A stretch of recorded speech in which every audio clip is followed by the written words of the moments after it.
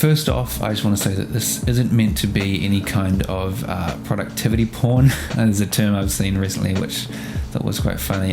It's not meant to guilt anyone into being overly productive or feeling any kind of pressure. We're in the middle of a global pandemic and it's okay if your productivity drops a bit, that's fine.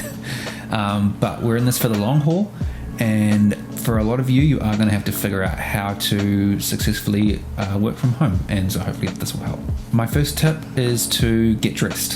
The dreams everyone had of like working in their PJs with their laptop in bed. It's fun to do, every now and again, but if this is going to be a sustainable lifestyle for most of you, you need to shower and do your hair and get dressed.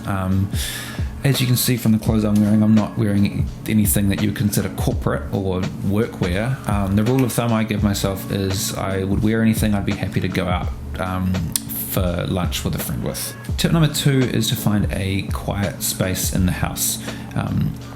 Homes, unlike offices, are places that aren't strictly for work. And so trying to carve out a space in the house that is specifically for work and stays a quiet space for work is really important. That could be a spare bedroom, a garage, anywhere that can be ideally shut off from the rest of the house. Parents who are having to both work from home and who have kids in the house, make sure you're not trying to both be a parent and be at work at the same time. Make a plan together, share those work times, share that ideally closed off workspace. So one person can be looking after the kids, one person can be at work, and then you swap out, just so you're not trying to do 2 jobs at once, both be a parent and be at work. For those of you who can't create a closed off little work sanctuary, maybe you're flatting or you just don't have an extra room in the house, make a plan with the people who are in your house, in your flat, to perhaps make one of those shared spaces into a mini office, a mini shared space, a mini workspace, and plan out times in the day when that space is going to be your workspace. It's going to be quiet. People aren't going to be like watching TV shows or making lots of noise, and so you can all enjoy that larger shared space. You can all work from the dining room table or from the lounge, but be able to focus rather than shutting yourself in your bedroom, which might begin to feel quite claustrophobic. My third tip, and it's in the same vein of the quiet space, is put pride in that place.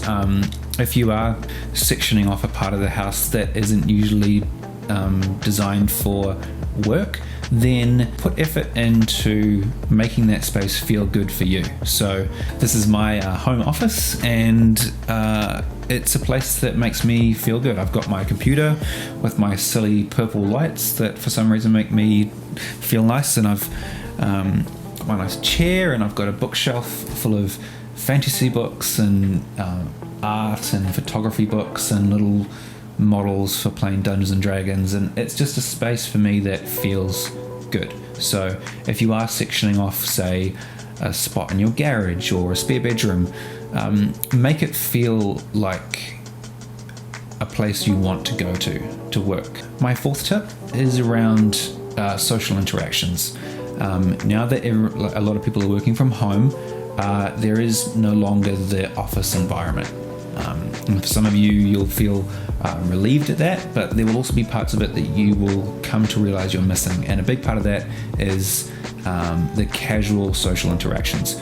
So my fourth tip is to set up Facebook groups, so private Facebook groups with your colleagues and peers that you can casually pass around questions, banter, jokes, memes. This is your new space for like office banter.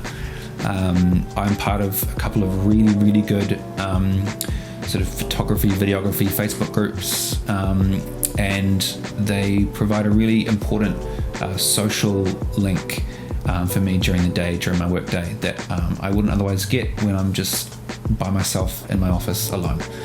So that's really important. And along those lines, something I've recently started doing as well is basically passive Zoom or Skype hangouts. I don't know, so a bunch of you are working on spreadsheets or something similar. It could be a nice idea to all jump on a Skype call, jump on a Zoom hangout,